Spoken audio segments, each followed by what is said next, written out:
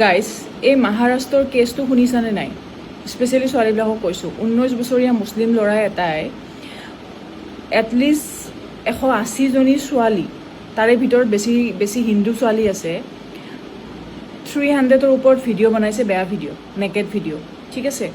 আৰু সেই ভিডিঅ' যে বনাইছে সেই ছোৱালীকেইজনীয়ে গমেই নাপায়, ঠিক আছে? সেই ছোৱালীকেইজনীয়ে ভালকৈ গমেই নাপায় যে সিহঁতৰ যে তেনেকুৱা ভিডিঅ' সি লৈছে। পিছত যেতিয়া ভিডিঅ'কেইটা ভাইৰেল হৈ গ'ল তাৰপিছতে গম পালে। আৰু তাৰপিছত তাক লৈ কিনে যেতিয়া কেইজনীমান ছোৱালীক কমপ্লেইন কৰিলে, তাৰপিছত আচল কথাখিনি ওলাই পৰিলে যে সি সেনেকুৱাই কৰে, ঠিক আছে? সি মানে হিন্দু ছোৱালীবিলাকক ফচায়, তাৰপিছত সি ভিডিঅ'জবিলাক সেনেকৈ বনায়, ঠিক আছে? আৰু এই ছোৱালীকেইজনীও নাজানে যে সি যে বেলেগ বেলেগ ছোৱালী, মানে মাল্টিপল ছোৱালী যে মানে এফেয়াৰ্ছ কৰি আছে, ভিডিঅ'জ বনায়, ফিজিকেলি ইনভলভ হয়, সেইবিলাক বস্তু সেই তাৰ গাৰ্লফ্ৰেণ্ড কেইজনীও নাজানে। আৰু মাত্ৰ তাৰ 19 বছৰীয়া ল'ৰা এজন, মাত্ৰ 19 বছৰ। ভাবক গাইছ, আজিকালি মানে কি হৈ গৈছে ন যুগটো, 19 বছৰীয়া ল'ৰা এটা।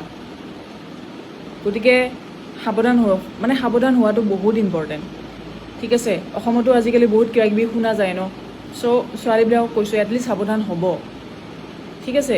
যি টি মানুহক লগ নকৰিব, যি টি মানুহৰ লগত ফ্ৰেণ্ডশ্বিপ নকৰিব, যি টি মানুহৰ লগত কথা নাপাতিব। মিঠা কথা কৈ কিনে আহে এইবিলাকে, ঠিক আছে? কাটি খুৱাই দিব। নিজৰটো জানিব, নিজৰ কাৰণে কি ভাল কি বেয়া। আৰু ডেটছ ৱাই মই কৈছোঁ, দ্য কেৰেলা ষ্টৰী 2খন চাব যাওঁ। যদি দ্য কেৰেলা ষ্টৰী 1খন চোৱা নাই সেইখনো চাওক, আৰু যদি এতিয়ালৈকে দ্য কেৰেলা ষ্টৰী 2খন চোৱা নাই সেইখনো চাব যাওক, ঠিক আছে?